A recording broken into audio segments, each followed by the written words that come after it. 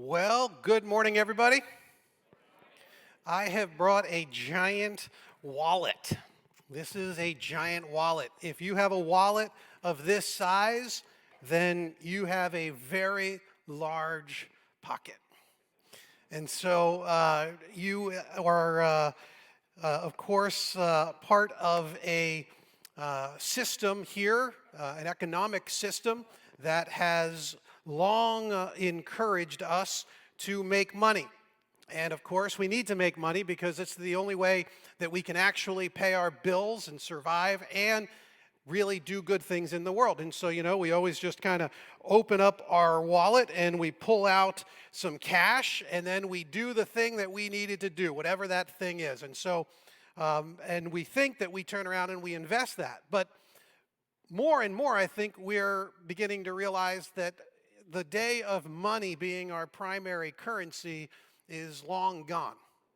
I mean, I think most people here would consider money a secondary currency. In fact, we already know that's the case because we have so many things in life that aren't directly related to money.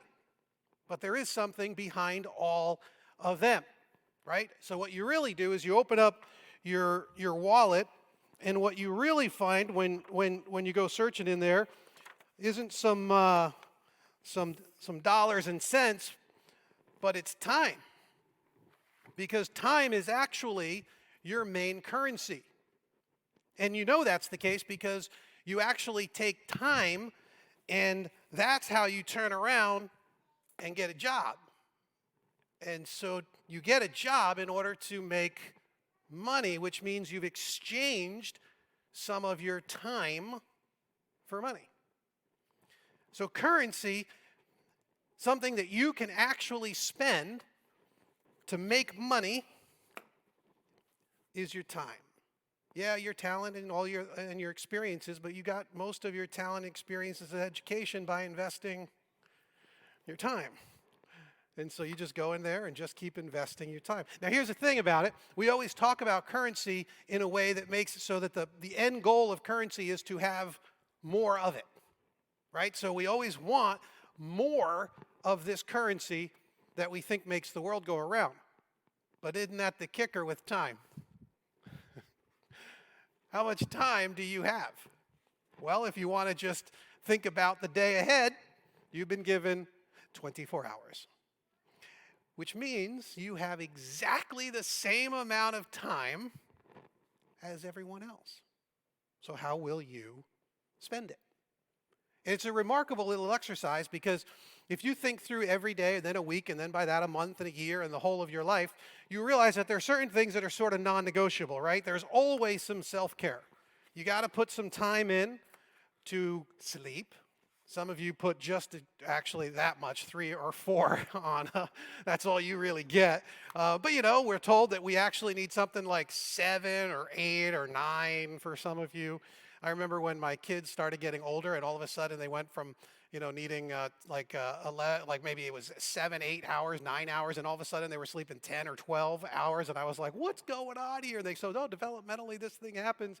And then somehow we're told that now we get by with like 4 or 5 or something like that. Really? And there's other things with self-care as well, right? Because this is a kind of we're a more sedentary kind of a people, and that means we have to actually go out and look for work, like an exercise. We have to take care of our bodies in ways. And so you might say, yeah, I probably got to drop some time into that. And with that is like brushing your teeth, because you should do that. Like it's kind of one of those self-care things. And this takes time. Like you have to eat. And before you know it, you're actually dropping a whole lot of time in making money and just yourself. But there's so many other ways that you can actually spend your time. And so, you'll want to do some sort of entertaining. And some of you would say, well, for me, I just kind of, at the end of a long day, end of a long week, I need to take a little me time. And so, I got a show that I watch, and I scroll Facebook, and I do this other thing, and maybe I've got a hobby. That could be something that maybe you want to drop in there. And so some of you are like, what's a hobby? Hobby. I know that word. I've heard that word. I don't know actually what it is. And then, of course, over here, you got to invest in your family and friends. And that's just not only if you're a parent with kids. Yes, you need to invest in your kids if you're a parent. That's true. You definitely want to do that. But there's other family responsibilities. We have some, you might have some elderly folks in your world, in your realm. They might be, your parents, or it might be an aunt or someone, or there might be some people in your neighborhood that you want to be investing in. There might be friends here at church. You want to have, some time, and you want to invest. And so you're saying, I'm going to definitely put some time in with the family and friends. But of course, you're here at church, which means you also value your journey with God. And so I'm calling all of that stuff worship. And so, you're going to want to take some of your time, right, and spend it pursuing God in a very, obviously every day of our lives is pursuing God. But, we want to have some dedicated moments where we pursue God. So we might drop an hour in there. And it's Sunday, and Robert talks too long sometimes, so maybe we have to drop a second one in there. But also, some of you check out before it's over, so maybe not. Maybe I just take that right back out. And of course, many of us know that we turn around and we waste a whole lot of it, right? Oh, no, I don't actually waste much of my time. And then all of a sudden you set one of those reminders up on your phone that tell you when you've run out of time for doing one of your social media kinds of things. I set when the new iOS came out, I set my timer on Facebook for 15 minutes. You know how fast 15 minutes comes up? I mean, sometimes I haven't had breakfast, and my phone's like, hey, you're done for the day. I'm like, what? I didn't like anything yet. I got to go do something. I got social. And then we have a little bit left over. And so we kind of figured out, we're like, I want to have more family time. But actually where most of us spend it is right in here, right? We just keep piling in here why? Because we have a currency that we're after, another one. We're trying to trade our time for money. And where you spend it will, of course, reveal your values, right? We all know that. You say, no, I don't do that. I have to work so much because that's what my job demands. Well, your job demands it, and you do it for a reason. Remember, the exchange is behind the scenes. So what you're really doing is you're saying, I value what the world thinks about me and my status and my career. Maybe that's why you drop more in there. And you're like, no, that's not it. I'm having trouble putting food on the table. And so now there's a certain amount of security that you value, or care for your family that you value. And so that's why you end up dropping a whole lot more in here. Others are going to say, yeah, but I really value my family and my friends, and so I spend a whole lot of time every single day. I'm working, to connect with people, and I'm intentional about it. But you see, wherever you're spending your time will reveal a big portion of your values. And because you only have 24 hours in a day, just like the person next to you, it's a great barometer on what you value. And of course, here we are in this series. We're trying to figure out how to live the superlative Christian life. We're trying to figure out what it looks like to live not just this kind of Christian life, but that kind of Christian life. What does it mean to follow Jesus and to be a part of his community in a way that just knocks our socks off? That's what we're hoping for, to live the kind of a Christian life that brings genuine and lasting and true joy to our hearts. And so according to God, if you want to make one of the smartest investments possible, something that will pay dividends for eternity, then you are going to want to invest in his mission.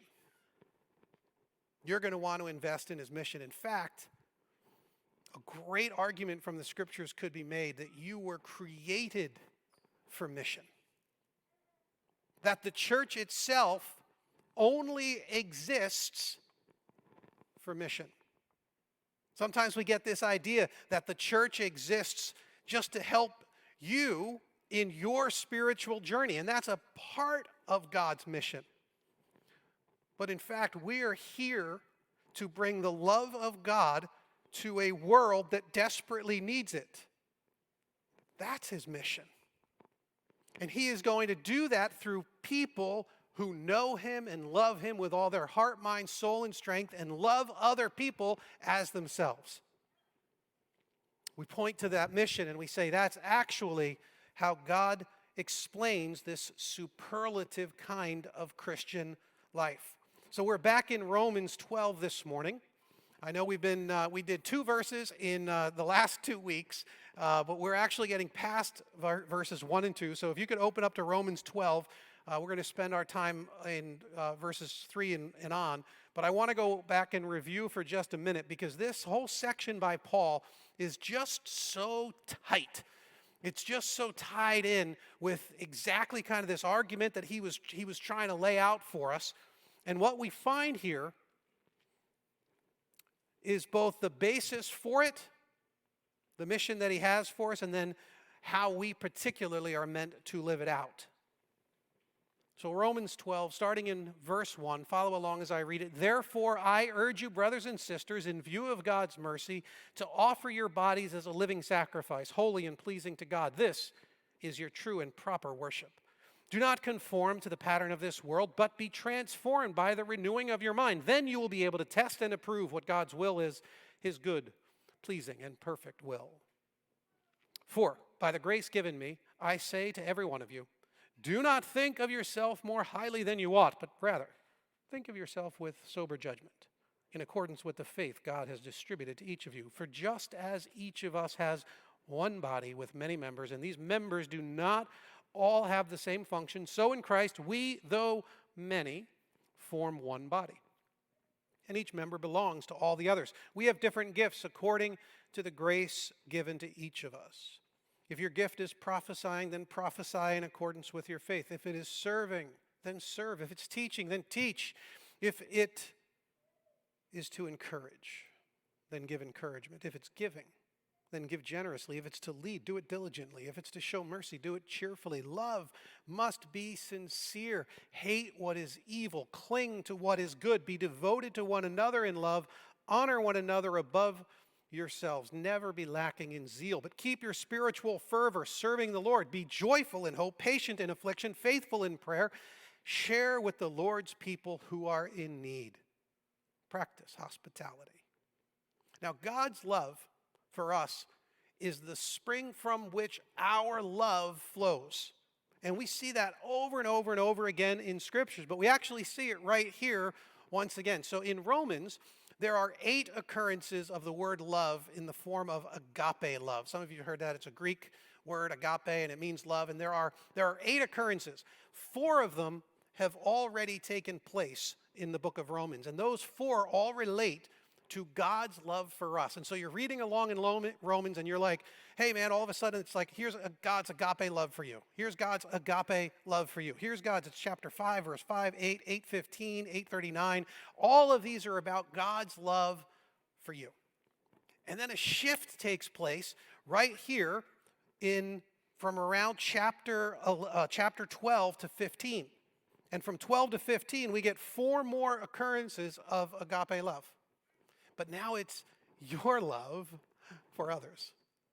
So he's already built the theological and emotional basis for our love. It's rooted in his love. Why is it we can do the kind of love that he calls us to, a sacrificial kind of love, a servanthood kind of love? It's because he's already given that love to us. So of course we can do his kind of love. It's been poured out on us in abundance. And that's why we're willing to be a living sacrifice, right? That's what he said in 1 and 2, which is, again, by way of reminder, it means to surrender the whole of yourself to God. And that language is right out of Jewish customs of worship, and they would bring the animal and they would sacrifice it. We talked about it the last couple of weeks. But this is an important idea for us now, because God is saying he wants all of you. He wants all of you. And usually what we do with that is we say, well, that means God wants our heart. He wants the whole of our heart. And it is absolutely true. But it is way more than that. It's not just that he wants your heart, right? We talk about becoming a Christian and we often use that idea of, well, you just got to accept Jesus into your heart.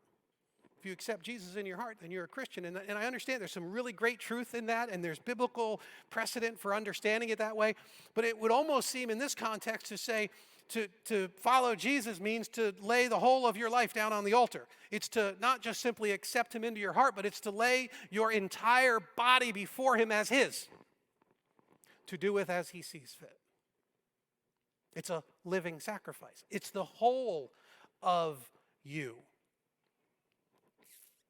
We have John Stott, who the way he commented on this passage I found very interesting. He said, "No worship is pleasing to God which is purely inward, abstract, and mystical. It must express itself in concrete acts of service performed by our bodies." That's the gist of this whole section.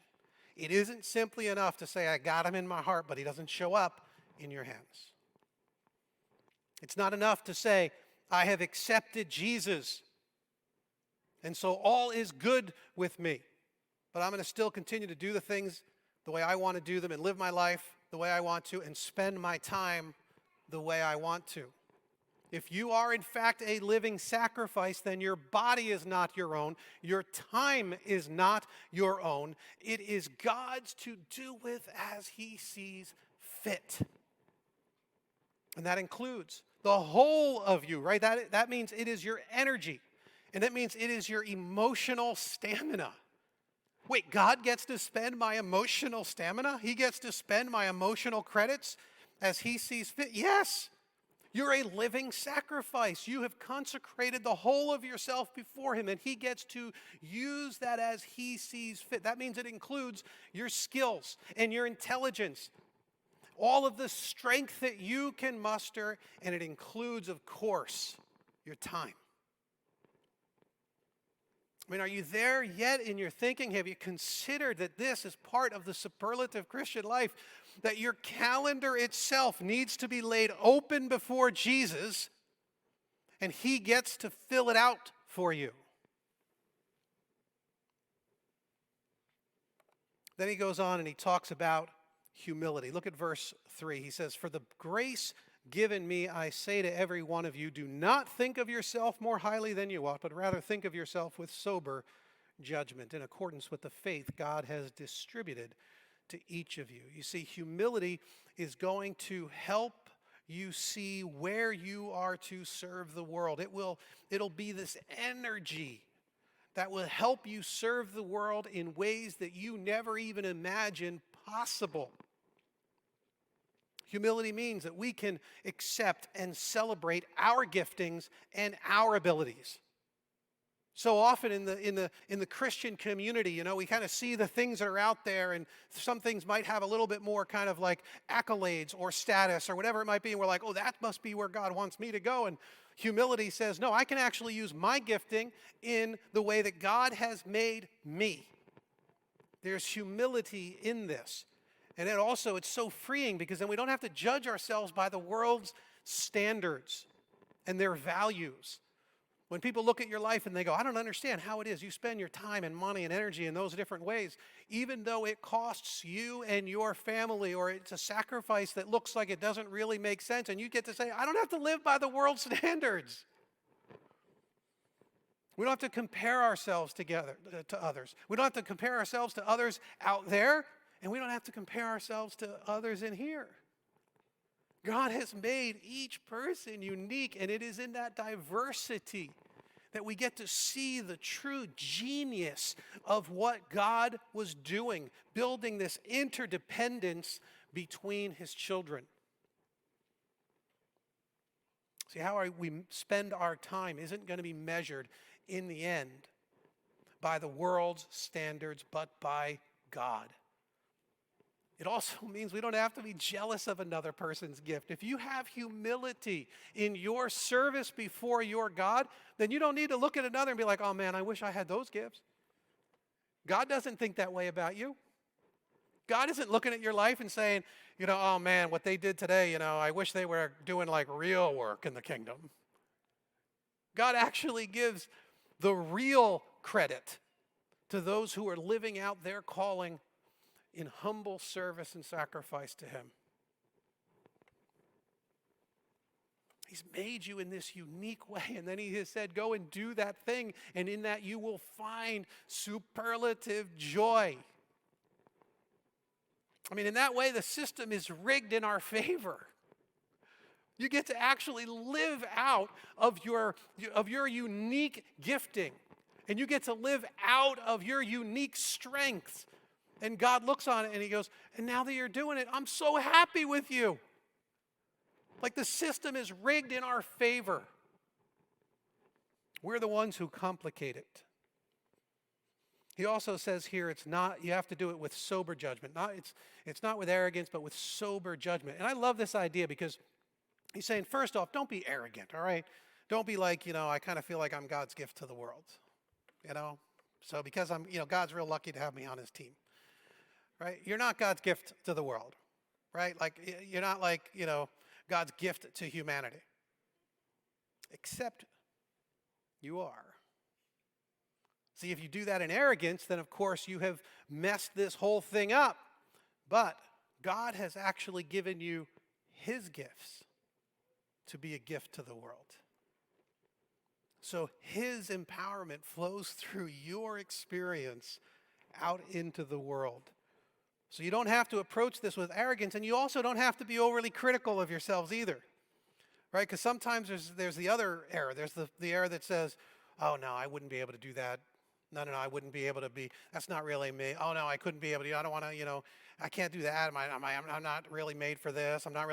I can't tell you how many people have had such a self-deprecating view of who they are and what God has made them that they're not willing to take any step forward in faith or risk. And he's saying here, listen, just be sober about it. Don't be arrogant, be humble, but also don't lie about it. Right? If you have genuine gifts, you have gifts of mercy, if you have gifts of giving, if you have gifts of leadership, if you have gifts of teaching, and you say, yeah, no, I'm not, that's not me, I can't really do any of that stuff.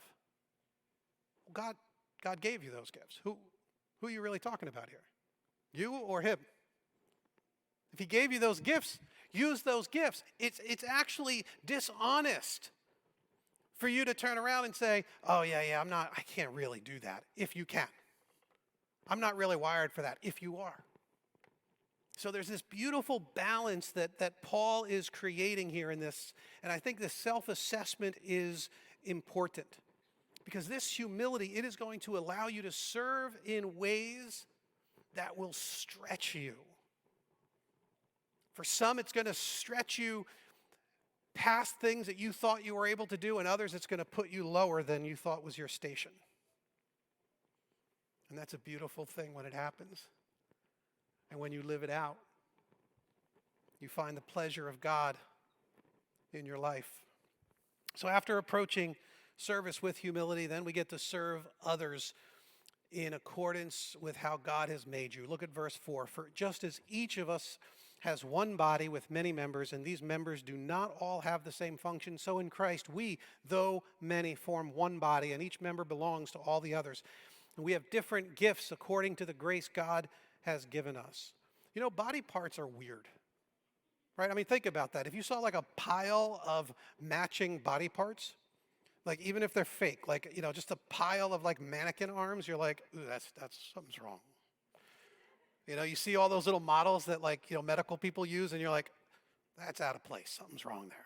My boys used to, that Legos were like a huge thing in our house. Bins and bins and bins of Legos that we had really up until the fire, just all over the place, Legos all the time. And so with minifigs, what they like to do is they like to break them apart and like put the heads in one container and put all the hands in one container and the little body. Some of you are Lego people. You know exactly what I'm talking about. You break all these things up, and then you're like, they're all dismembered people. Can't you keep the minifigs together?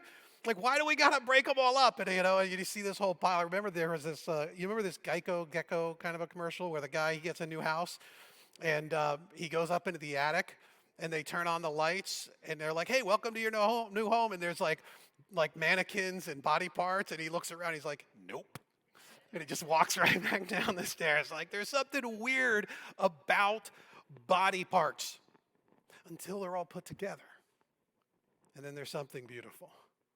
And there's something unbelievably amazing. There's something great about it when all of these different parts are put together. F.F. Bruce, a New Testament scholar, he said that diversity, not uniformity, is the mark of God's handiwork. It is so in nature. It is so in grace too. And nowhere more so than in the Christian community.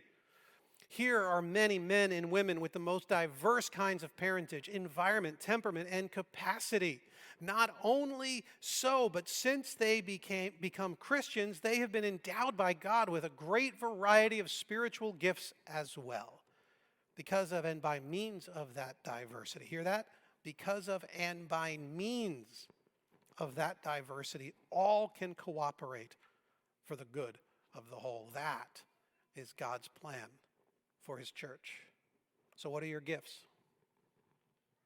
What do you do? What are your abilities? What are your skills? What's your heart's passion? What stirs your heart? Because the things that create this holy discontent in your soul, they might be a good indicator of what it is that you're supposed to be doing in God's mission. It will require a reevaluation of your life for sure. Maybe you're going to come in here and say, you know what, I got to cut back just a little bit on a couple of things here. I got to make sure. Maybe I can take some of, my family time and turn that into a joint mission with my kids and with my friends. And maybe I can just take this whole stupid bucket of wasted life and put that toward what God has really designed for me. And you see, we get to reevaluate our lives based on the principles that God has laid out for us. And if you have this holy discontent, what is it? What do you love to do? What part do you love to play? And you might say, well, I really like, to be a part of making people feel welcome, or I want to teach people, I want to train people, this is a good thing. Follow that road down to its natural end, and you will be able to take part in a mission that will stir your soul. There's an ancient, 300 AD, I think, Origen is his name. He says, we're not just to receive the stranger when he comes to us, but actually to inquire after and look carefully for strangers. I'm like, what does that mean? What does it mean we're supposed to go after them, look for them? He says to pursue them and search them out everywhere, lest perchance somewhere they may sit in the streets or lie without a roof. I'm reading this quote and I'm thinking to myself, what is he talking about? Well, look at Romans 12, verse 13. He says, share with the Lord's people who are in need. Practice hospitality. That word for practice there, it's a strong word. It's been used for the word persecute and pursue. It's an aggressive word. He's not just practice. He's like, you go for it. What Origen is saying here, you pursue them and you search them out. It's right here out of Romans 12. He's saying, don't let opportunities just find you. You go find them. There's an incredible need out there. You guys all know what's happening right now. This anti-Asian hate. We first started hearing about this. If you are outside of the Asian community, this started really coming to our radar during COVID. If you're Asian, you're thinking, yeah, this has been happening like every day of my life. But if you're not inside that culture, maybe you hadn't heard about it before. I heard from some of you, you're like, I never even knew this was a thing. And I've heard whispers about it over the years, but I didn't know it was a real thing. Yeah, it's a real thing. I remember someone in our congregation posting an interaction they had at the very beginning of COVID. So, people are like, why is this, it's all blowing up right now. What's going on? It isn't blowing up right now. Enough's enough is what's going on right now. So what does that mean for you? Well, maybe you have gifts of mercy. Maybe you have a high sense of justice. This might be part of what you are supposed to do in this world. Now, listen, in every one of these areas of gifting, it is always the Christian's responsibility. Every Christian's, right? So if you don't have the gift of evangelism, you're still supposed to share. That's your job as a Christian. And if you don't have the gift of giving, that doesn't matter. You're still supposed to be generous as a Christian. Those with those gifts will spend the greatest portion of their resources in those areas. Every Christian is called to hospitality. But if you are particularly called to hospitality, then make that the primary focus of your mission. If you say, what I really love is I want to help people come to Christ. Well, every single Christian should help people come to Christ. Every single Christian should make a disciple of someone else in this world. Absolutely. That is a general call for all Christians. But if you have a spiritual gifting toward this end, if you have a holy discontent, then you might actually invest the whole of the greatest portion of your mission in this world, your investment in those particular areas. Know what they are. Let us help you figure out what they are. And don't just simply wait until a need comes looking for you, but instead go out. Because Christians, we have been told by our Savior to go to the highways and the byways and to look for those in need and to meet those needs in His name.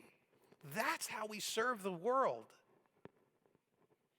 So where will you serve? Where will you serve? You guys got this when you came in. If you didn't, you can certainly get it on your way out.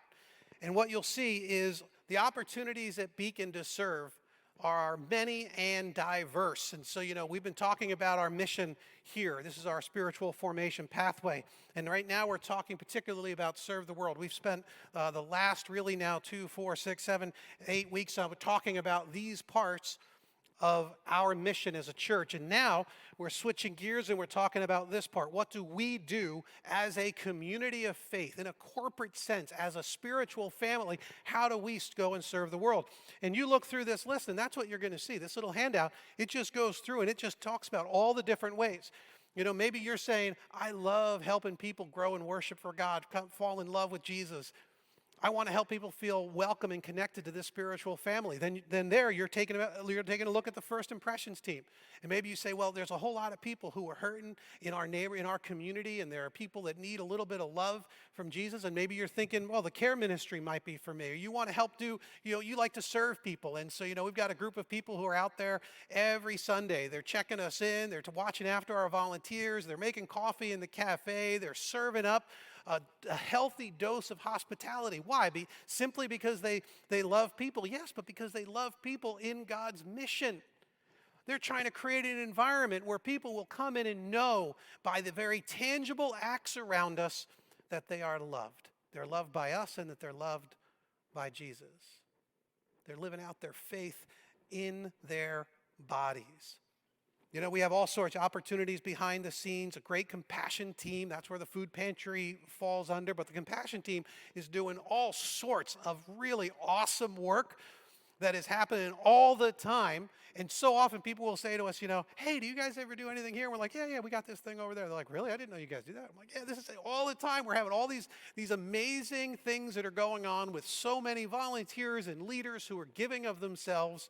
And over we see it. You get in this area, and this is all of our group life stuff.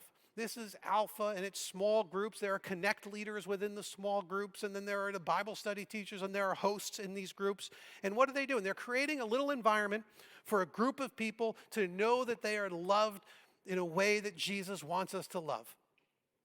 They're creating a community here where if you ended up in the hospital, everyone in your group is going to drop what they're doing and go see you in the hospital. They're going to pray for you. They're going to support you. They're going to encourage your family. They're going to be your family. That's the goal of our group life. And then you say, I want to help people grow in their faith. I want to get them deep with God. I want to get them deep with Jesus. I want to show them what it means to live the Christian life. Then you want to be part of our growing Christ ministries, our discipleship ministries, our D groups, our D classes. And you might say, well, I'm not a teacher. Okay, then don't be a teacher, but then let it help us run the ministry. Maybe you're an organizer. Maybe your heart is for growing people deep and your skills are administrative. Then help us run that program behind the scenes. You see, there's not just simply one way to serve in all of these different areas. Take your passions, take your skills, mash them together, see how God has made you, and let's figure out a way for you to live on mission for the kingdom. And around we go. You can follow that circle. Kids Quest, Fusion. I can't tell you how many lives have been transformed for eternity because a group of people have committed themselves to your kids and your teens. for eternity. So many incredible opportunities all along. This list will give you a great sampling of what is out there and what is available now. Some people ask me, hey, I want to serve. I got the gift of helps. I just want to serve wherever I'm needed. We'll give you a long list as well, because right now, Beacon, or as a portable church, our ministries are a little bit unique from what a lot of churches face, because, we're running at like 80 or 90% of pre-COVID activities and events. Our ministries are almost fully spooled up. We only have a few kind of big event things that we're not yet currently doing. But we've opened up our kids programs. We opened them up early and safely.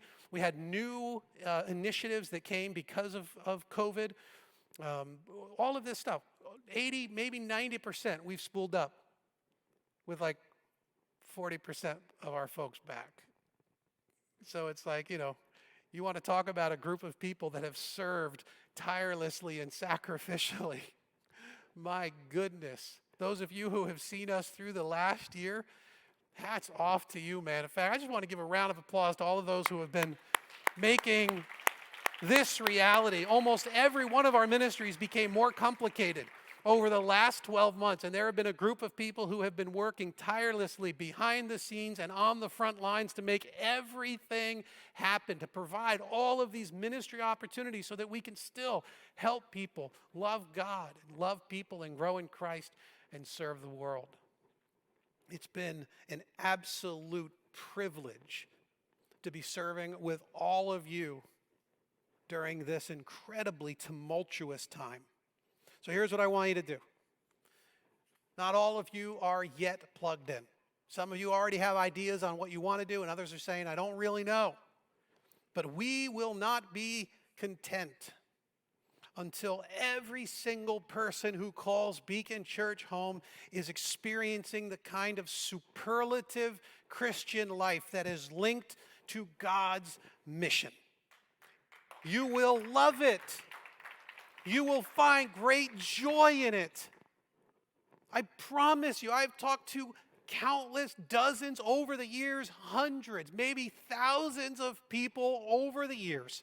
And I will tell you time and again, they say, when I am in the flow of the Spirit and I am connected to the mission of God, I find incredible joy and satisfaction in some of the most challenging spiritual moments imaginable. But my goodness, God has delivered every time. I want to encourage you. Use that little thing there. You can scan that little thing. You can take the picture. I think use your camera. I'm not, okay. Someone else explains all that. They told me you could find everything you need if you scan that. And so scan that. Talk to us. If you're not sure, if you have ideas, great. You can check those off on the form that you're going to be led to. You can take out your phone right now. You're allowed. Not, usually, if you're taking your phone out, I can't tell if you're reading the Bible or if you're checking Facebook. But now, if you take out your phone, I bet you're scanning this thing right here because you are ready to be a part of the work that God has for you right here as a part of your spiritual family as we pursue creating a community of missional disciple makers who know what it means to live the whole of their lives, to lay the whole of their lives down at the feet of their Lord and their Savior. I want to encourage you, don't let this day go by without taking a step toward that end. Let us know your intention. Let us know your longing. Let us know your heart. Let us work with you to find that exact place that will bring the ultimate amount of joy and kingdom impact as you pursue God's mission.